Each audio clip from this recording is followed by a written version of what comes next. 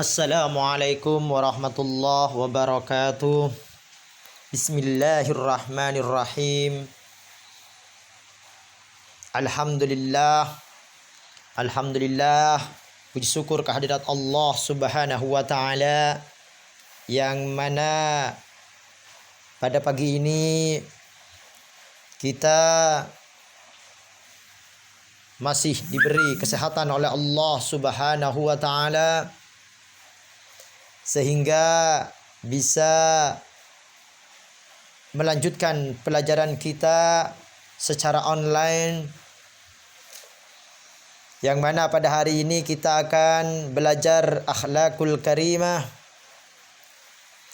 bab 2 bagian B. Anak-anakku sekalian yang amat Bapak rindukan, mungkin bisa buka buku akhlakul karimahnya halaman 12.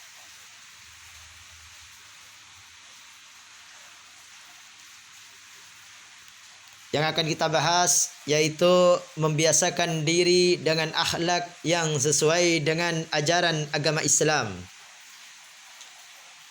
Dalam satu hadisnya Rasulullah sallallahu alaihi wasallam bersabda, kebaikan itu tradisi, sedangkan keburukan terjadi karena ada kebutuhan.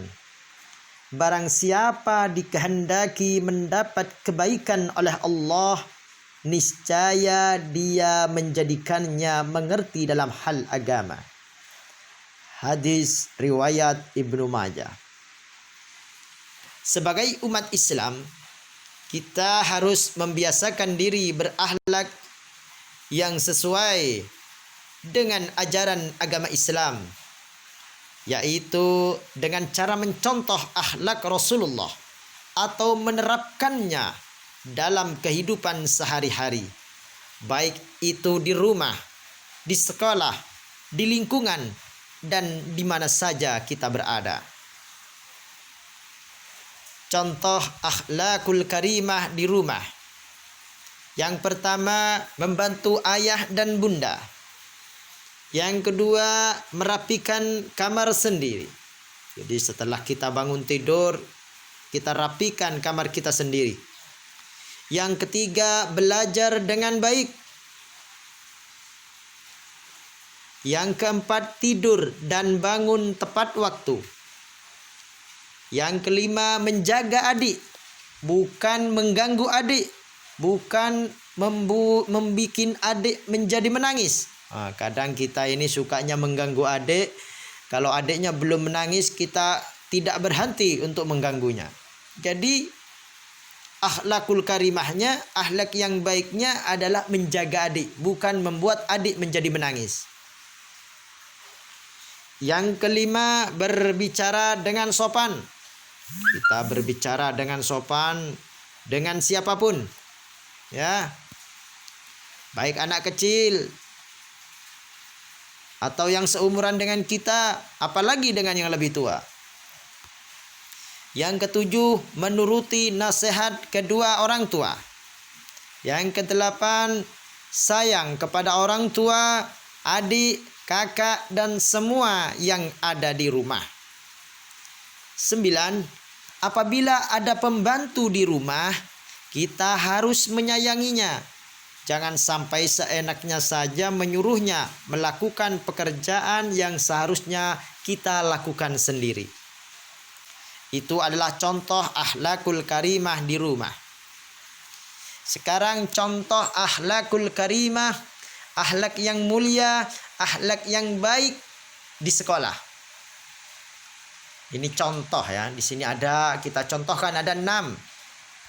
Yang pertama, menuruti nasihat bapak dan ibu guru. Yang kedua, mengerjakan tugas-tugas yang diberikan oleh bapak dan ibu guru. Yang ketiga, mentaati tata tertib yang berlaku di sekolah. Yang keempat, menjaga kebersihan kelas dan lingkungan sekolah. Yang kelima, menyayangi bapak dan ibu guru serta seluruh warga sekolah. Yang keenam, main dengan aman di lingkungan sekolah. Contoh akhlakul karimah di lingkungan. Yang pertama, membuang sampah pada tempatnya. Kedua, menjaga kebersihan dan keindahan tempat bermain. Yang ketiga, menghormati orang-orang yang lebih tua. Yang keempat, menyayangi teman serta anak yang lebih kecil dari kita. Yang kelima, berbicara dengan lembut kepada siapa saja. Yang keenam, segera meminta maaf jika kita melakukan kesalahan. Dengan berakhlak karimah, baik itu tadi di rumah, di sekolah, di lingkungan atau di mana saja, maka kita akan senantiasa terlindungi dan jauh dari kejahatan-kejahatan. Rasulullah bersabda dalam hadisnya, "Innama bu'ithtu liutammima makarimal akhlaq." Innama bu'ithtu, sesungguhnya aku diutus liutammima makarimal akhlaq, untuk menyempurnakan akhlak. Hadis di atas menjelaskan bahwa Nabi Muhammad dalam melaksanakan misinya menyempurnakan akhlak manusia, memberikan contoh tauladan yang baik dengan ketinggian dan kemuliaan akhlak, baik dalam kehidupan keluarga, tetangga, dan lingkungan masyarakat sekitar maupun seluruh umat manusia.